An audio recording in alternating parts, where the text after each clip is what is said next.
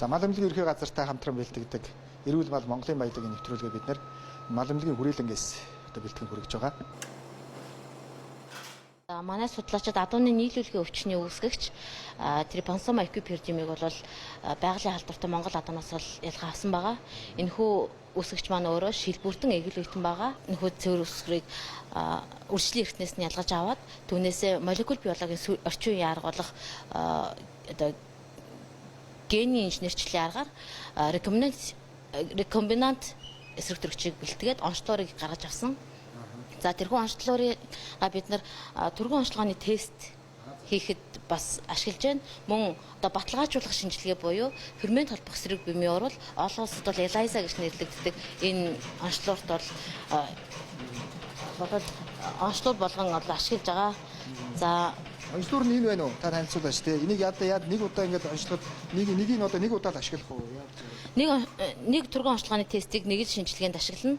За энэ түргэн онцлогооны тест маань өөрөө одоо ерөнхийдөө харахад бол ингэж харагдана. За тэгээд одоо шинжлэх дээжийг имплантын жишээ тусаана. За тусаагаад 5-аас 10 минутын дараа бол нэг зураас гарна. Энэ бол сөрөг буюу хяналтын дээж, 2 зураас гарах юм бол өвчтэй байна гэж шууд одоо ямар нэг багаж тоног төөрөмж тусгай нөхцөл шаардахгүйгээр онцлогоо авах боломжтой. Мэнгийн хялбар онцлогоор байгаа юм. Малчны отонд нь очиод одоо шинжилгээ хийдэг болох юм тийм ээ. С жиг бүхий одоо мал тохиолдоход мал нэмч шууд эхний шинжилгээг бол малчны хотод хийх боломжтой юм онцлогоор байгаамаа. Адууны нийлүүлгийн өвчнийг онцлогыг болохоор мал эмнэлгийн хүрээлэнгийн эрдэмтэн судлаачид маань боловсруулад гаргацсан байна. Одоогор бол 21 аймгийн мал эмнэлгийн газрын тавртарт бол одоо энэ онцлогуудыг бол түргэн онцлогуудыг бол хүргэчээд байгаа. Одоо энэтэй холбогдуулаад бол мал эмнэлгийн ерөнхий газраас бол цаашид эрдэмтэн судлаачдын бүтээлийг бол дэмжих, импортыг орлох бүтээгдэхүүн үйлдвэрлэж байгаа гэсэн үг шүү дээ дотооддоо. Цаашдвал дэмжих ажиллаа гэсэн байр суурьтай байгаа. Манай боловсрол соёлын шинжилгээ ухааны яам, шинжилгээ ухааны технологийн сангаар дамжуулаад энэ адууны нийлүүлгийн өвчний онцлог эмийн үйлдвэрлэл технологийн туршилт зөвшөөрлөлийн төсөл гэдэг энэ 2 жилийн хугацаатай энэ төслийг авсан байгаа. Энэ нийтдээ нэг одоо 61 сая төгрөгийн төсөл байгаа.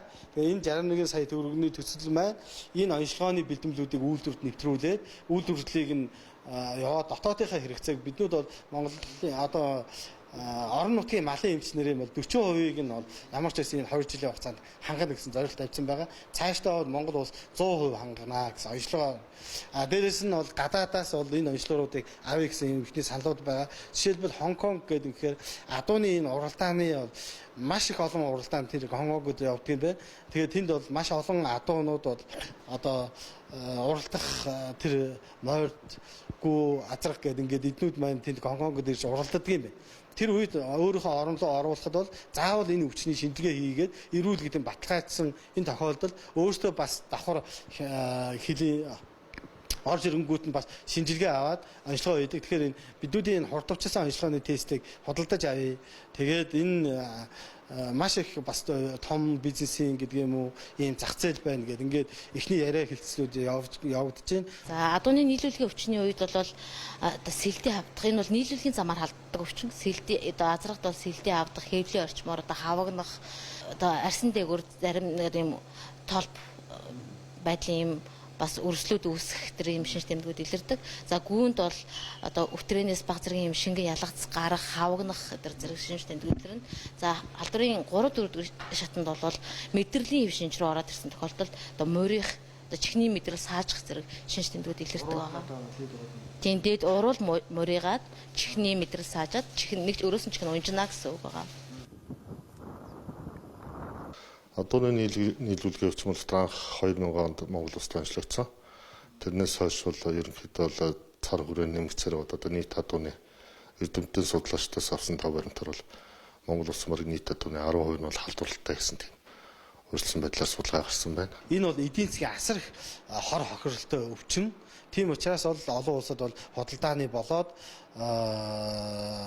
тодорхой хязгаарлалтууд хорио цээрүүд бол тавигддаг ийм өвчнөний нэг юм байгаа. Энэ өвчнөр өвчсөн адуу бол өвчсөлийн халдвар авсан адууны бол 50-аас 70% нь бол үхэж орогддог гэдгийг бол дэлхийн эрдэмтэд болоод манай судлаачид гэсэн болол нь судлаа тогтоож гисэн байгаа. За халдвар авсан гүү бол 100% гэхэл аядаг.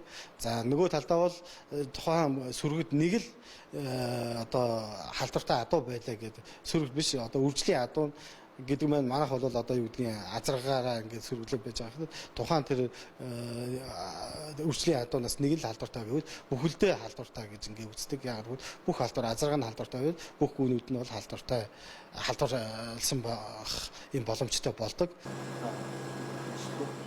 Энэ онцлогыг одоо гаргаж авахын тулд энэ мал эмнэлгийн эрдэмтэд судлаачид одоо бараг 10 орчим жил ажилласан гэдгийг сая хэлж байна.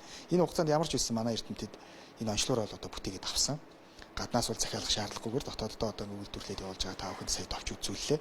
Энэ онцлогоор дээр одоо үндэслээд энэ одоо өвчнийг ангаах ийм бэлтгэлийг одоо бас гаргаж авахаар одоо ажиллаж байгаа юм байна. Өвчний үед бол шууд одоо өвчсөн адууг бол устгах юм заалттай. Гэхдээ бас Японы эрдэмтдтэй хамтарсан энэ судалгааны хүрээнд бол өвчний эхний үе шатанд бол энэ өвчнийг бол эмчлэх одоо ийм боломжтой юм байна гэдэг нь бол тогтоогдсон байна. Энэ савлгааны өмнөх онцлогыг бэлэн болсон байна. Нэг дээд шинжилгэхэд бэлэн болсон онцлогуудыг бид нар савлан нэг удаагийн цувралд бид нар дээдл нь 2-3 мянгаыг бол шууд нэг хоногтой гэсэн үг үйлдвэрлэхийн бүрэн боломжтой. Тэгээ энэ жилийн хувьд бол бид 10 мянган гол үйлдвэрлээд үүнээс яг нөгөө судалгааны технологийн зарим одоо төсөлтийн үед ч юм уу тодорхой хэмжээний одоо цөөн тооныхыг бол хаягдлаар тэгээд 8 мянгаыг бол бүрэн онцлогоонд ашиглах боломжтойг бол үйлдвэрлэн гаргаж аваад байгаа. Үйлдвэрлэсэн түргэн онцлогооны тестийг бид нар худалдаанд гарахын өмнө нэг одоо ингэж гадуур нэм ховонцор одоо хайрцаг хийгээд одоо худалдаалахаас өмнө туршилтыг хийгээд бэлэн болоод байж байна. Биднүүдийн өмнөх судалгааны дүнгээр бол энэ тэр диамин ацетилуратыг нунтаг хэлбэрээр савлаад за тэгээд энийг бол тодорхой хэмжээ гамма тавигаар шарж ариутгаад нунтгаар нь бол ингэж гаргаж байсан. Энэ технологио сайжруулад биднүүд бол одоо яг энэ димин гэдэг энэ юутай адилхан диамин гэдэг Димон Димон гэдэг маань диамин ацетилурат энэ дээр бол нэмсэн антипурин гэдэг ийм бодис байгаа шүү гэсэн ийм утгаараа ойлгогдож байгаа. Q3S гэдэг ингээд энэ бол триквин сульфат агуулсан бэлтгэл.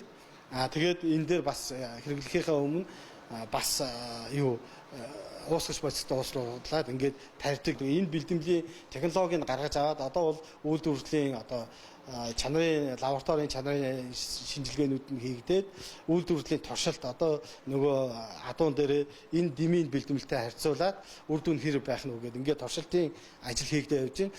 Одоо энэ адууны нийлүүлгийн өвчнөөс үргэлжлэн сэргийлэх тэмцэх заавар гэдэг мал эмнэлгийн ерхий газрын даргын баталсан тушаалаар баталсан тэм заавар байгаа. Энэ заавар дээр болох төр их нарийн тусгасан байдээ. Тэгээ энэ дээр бол юу гэж нарийн тусгасан бай гэхээр одоо үржилт ашиглах байгаа адууг өөрчилж шинжилгээнд хамруулах. Заавар шинжилгээнд хамруулж үржилт ашиглах. Тэгээ энийг нэг мэддгүйгээс болоод манай малчт маань, уяачт маань янз бүрийн хүндрэл бэрхшээлүүд бол учирч байна. Одоо л малчт уяачт маань бас нэг үеүүд бол бас мэдээлэлтэй болчлоо. Одоо энэ тэнд болж байгаа үзэсгэлэн худалдаа одоо ялангуяа надад холбоотойгоор энэ дөр бол ерөнхий байдлаар бол үржилсэн байдлаар бол шинжилгээнд хамруулж борлуулдаг болсон байна. Бас авууштай талууд байна.